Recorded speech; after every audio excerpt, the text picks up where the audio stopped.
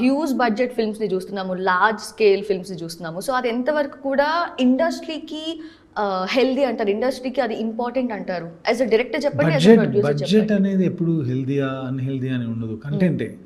ఇప్పుడు మీరు ఒక కంటెంట్ మహాభారతం తీస్తున్నారు, దాన్ని 10 కోట్లు తీయలేరు కదా మీరు. సో అప్పుడు బడ్జెట్ కావాలి. మీరు ఒక లవ్ స్టోరీ తీస్తున్నారు, మీకు అప్పుడు 10,000 కోట్లు అక్కర్లేదు. బడ్జెట్ అనేది కంటెంట్ని బట్టి, కంటెంట్కి ఎంత అవసరం అంత, వదల 2కి ఎంత ఉండాలో అంతే ఉండాలి, రచ్చకి ఎంత ఉండాలో అంతే ఉండాలి. ఇప్పుడు నేను నెక్స్ట్ చేసేదానికి ఎంత బడ్జెట్ ఉండాలో అంతే ఉండాలి, అప్పుడే అది వర్కౌట్ అవుతుంది.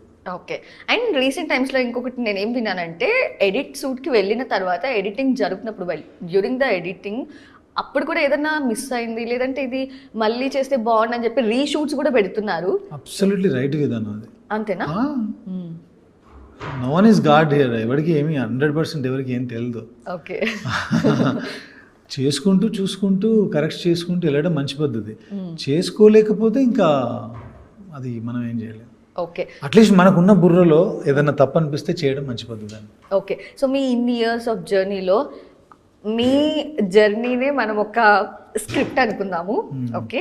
దాంట్లో మీరు ఒక ఎడిటర్ అనుకుందాం. ఇప్పుడు ఎడిటర్. సో ఏదన్నా ఒక పార్ట్ ని ఎడిట్ సూట్ లో కూర్చొని మీరు కట్ చేయాలనుకుంటే ఏ పార్ట్ ని మీరు కట్ చేద్దాం అనుకుంటారు మీ లైఫ్ జర్నీలో? లేదా I don't want to cut any single frame of my life.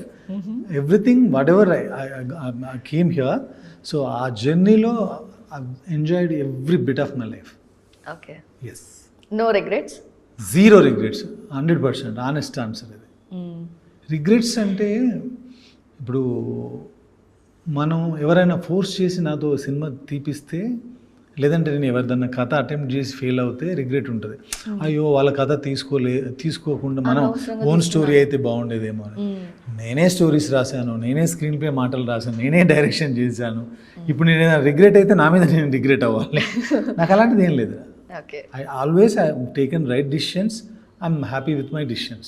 Okay, so you're a happy soul, a pure soul. I'm sorted, happy. అదైతే అర్థమైంది నాకు ఇప్పుడు. Calm, cool, composed. Yes, in a way settled also. Yeah. Okay. So ఇక్కడ కోపం రాదా మీకు? కోపం, humans కోపం వస్తుంది, కొంచెం నాకు తక్కువ వస్తుంది. స్పిరిచువల్ గా ఎక్కువ ఉన్నారు కాబట్టి లేదు, కొంచెం తక్కువే, కానీ వస్తుంది. ఎందుకు రాదు? ఏం చేస్తారు కోపం వచ్చినప్పుడు సెట్ లో? సైలెంట్ గా ఉంటాను. ఓకే.